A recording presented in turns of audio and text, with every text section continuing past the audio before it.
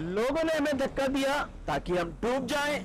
मजे की बात, कमबख्त जिंदगी ने तैरने सिखा दिया। भारत के 28 राज्यों में उत्तराखंड के प्रमुख शहर हल्द्वानी में आप सभी का स्वागत है। इधर कुछ अंध भक्तों को यह समझ में तो आया कि हर व्यक्ति का खून लाल होता है और सरकार भी गलत काम कर सकती है, उसका विरोध होना लाजिमी है और करना भी चाहिए, क्योंकि विपक्ष और जनता का काम सत्ता के गलत कामों का विरोध करना होता है। इधर इसका जवाब कुछ अंध भक्तों ने यह बनाया कि खून का रंग तो लाल होता है, यह हमें स्वीकार है, लेकिन हिंदू के खून में वफादारी होती है, ईमानदारी होती है, जबकि मुसलमान के खून में गद्दारी और बेईमानी होती है। अब इसको क्या कहें? हाँ, ये हो सकता है कुछ मुसलमान गद्दार बेईमान हो सकते हैं, तो कुछ हिंदू भी हो सकते हैं। ये तो कुछ की संख्या अपवाद होती है, पूरी की पूरी कौम तो नहीं हो सकती ना, फिर चाहे वो हिंदू हो या मुसलमान। आप सांसद संजय सिंह कल संसद में जमकर गरजे। उन्होंने बीजेपी सरकार को जमकर लता दिया, कहा चिल्लाओ मत, जिस दिन सरकार बदलेगी एक भी बाहर नहीं देखेगा। उन्होंने कहा अडानी का 70% आप लोगों ने कर्जा माफ कर दिया, तो देश के किसानों को कर्जा माफ क्यों नहीं करते आप लोग? उन्होंने कहा फैसला होने से पहले कैसे हार मान लूं, जग अभी जीता नहीं, मैं अभी हारा नहीं। पेपर चोरी से लेकर चंदा चोरी तक मोदी सरकार ने चोरी के सारे रिकॉर्ड ध्वस्त कर दिए। उन्होंने कोयला चोरी, गैस चोरी, बिजली चोरी, पानी चोरी, शिक्षा चोरी, स्कूल चोरी, पेपर चोरी से लेकर चंदा चोरी तक कर डाली। किसान आंदोलन करता है तो खालिस्तानी घोषित कर देते हैं, मुसलमान आंदोलन करता है तो पाकिस्तानी घोषित कर दिया जाता है, नौजवान आंदोलन करता है तो उसे समझ जाइए। इधर संजय सिंह ने कहा जो लोग AK-47 चलाते हैं वो सरकार आतंकवादी जैसा व्यवहार कर रही है। आंदोलन करने वालों को बर्बरता पूर्वक मारा गया, उनका सर फोड़ा गया, उन पर आंसू गैस के गोले छोड़े गए, वो चीखते रहे, चिल्लाते रहे। करीब 500 छात्राएं घायल हुए, 10 को पैलेट गन लगने से गंभीर चोट लगी। बिहार के बच्चों पर AK-47 चलाई। ये सब क्या है? कल अमित शाह NI और PTI को बाइट दे रहे थे, सुनसान ले जाके। वहां 2 ID लगी थी, NI और PTI। रिपोर्टर कोई सवाल नहीं, सीधे लगाया, साज ही बोल रहे कि हम संसद में चर्चा करने को तैयार हैं 3 बजे तक। इधर दूसरा देश संसद के बाहर राहुल आ रहे हैं, रिपोर्टर कैमरा, करीब 2 दर्जन से आसपास रिपोर्टर कैमरे लगे हैं, दागने, सवाल दागने शुरू।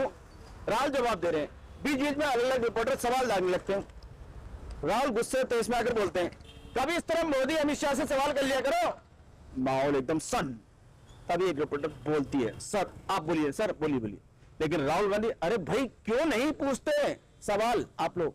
कभी स्टूडेंट लीडर तो रहे आप लोग भी अपने समय में, जैसे मेरे से पूछते हो चूहे की तरह मत डराया करो। और सभी के मुंह लटक गए और राहुल चले जाते हैं। ये बात इधर इसलिए बताई जा रही है कि कल अमित शाह ये बोल रहे थे ना कि आज 3 बजे तक किसी भी प्रकार की चर्चा वो कर सकते हैं विपक्ष, लेकिन आज जैसी संसद में सब पक्ष और विपक्ष आते हैं, ओम बिरला सहित PM मोदी, राजनाथ, अमित शाह के चेहरे दिखते हैं, लगता है आज अच्छी बहस होगी। ओम बिरला राष्ट्रगीत के लिए बोलते हैं, सभी खड़े हो जाते हैं। पश्चात ओम बिरला अनिश्चितकालीन सत्र स्थगित की घोषणा करते हैं। तो भाई अब क्या कहेंगे? सरकार खुद ही भाग रही है, चर्चा से जवाब देना ही नहीं चाहती है, और बदनाम राहुल गांधी को कर रहे हैं कि कभी कहते हैं चर्चा, कभी कहते हैं कभी इस्तीफा, और कभी ना जाने अलाना फलाना ढलाना। ये सब चीजें राहुल गांधी के लिए। फिलहाल देश देख रहा है, आप लोग ही समझे वास्तविकता से और देखिए देश किस तरह चल रहा है। चलिए फिलहाल देश की अन्य खबरों पर एक नजर डाल लेते हैं, तो चलता रहेगा। दिल्ली उच्च न्यायालय ने राइट्स मैनेजर तक पहुंच संबंधी मेटा की नीति पर स्पष्टीकरण मांगा है। दिल्ली की महिला पुलिस कर्मियों ने गुप्त रूप से मुखबिर बनकर उत्पीड़न और छेड़छाड़ के आरोप में 1 लाख से अधिक लोगों को हिरासत में लिया। DDA ने दिल्ली 2047 के लिए मास्टर प्लान को मंजूरी दी है। स्वतंत्रता दिवस से पहले DMRC ने एलिवेटेड कॉरिडोर के पास पतंग उड़ाने के खिलाफ चेतावनी जारी की।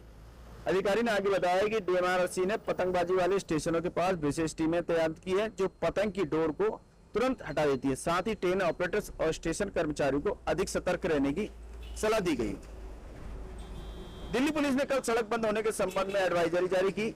सुरक्षा बढ़ा दी गई है। इंडिया गेट और निजामुद्दीन खट्टा तथा ISBT कश्मीरी गेट के बीच रिंग रोड और आउटर रिंग रोड के कुछ हिस्सों के पास केवल अधिकृत वाहनों को ही अनुमति दी जाएगी।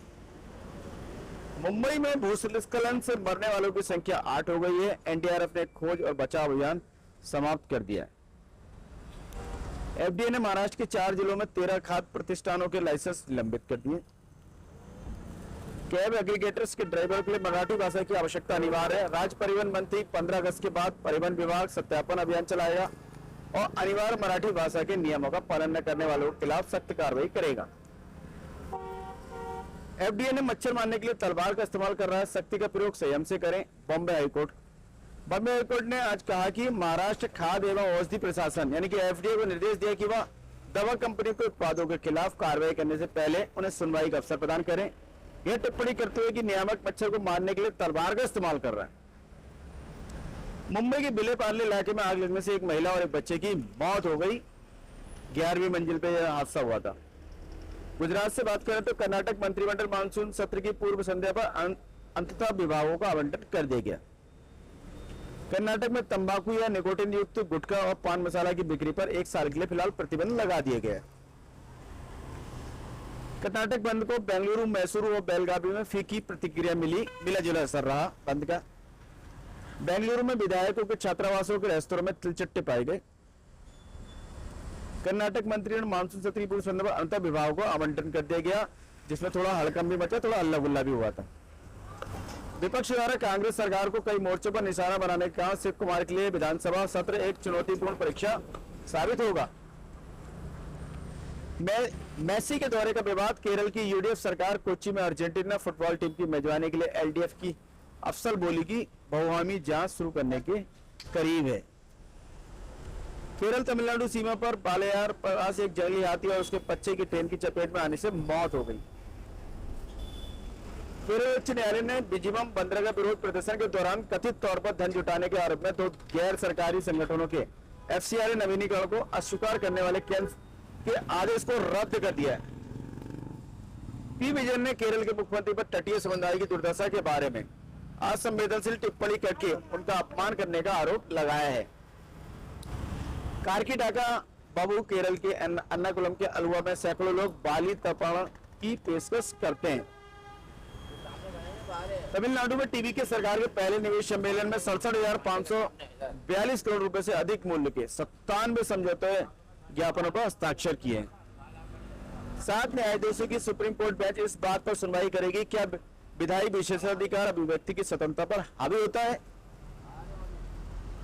तंजावुर जिले में ट्रेन की चपेट में आने से एक व्यक्ति को बचाने की कोशिश में चौकीदार की मौत हो गई। परिसीमन को लेकर तमिलनाडु विधानसभा ने लोकसभा सीटों को 543 पर स्थिर रखने का फिलहाल प्रस्ताव पारित किया है और उस पर अड़ेगे।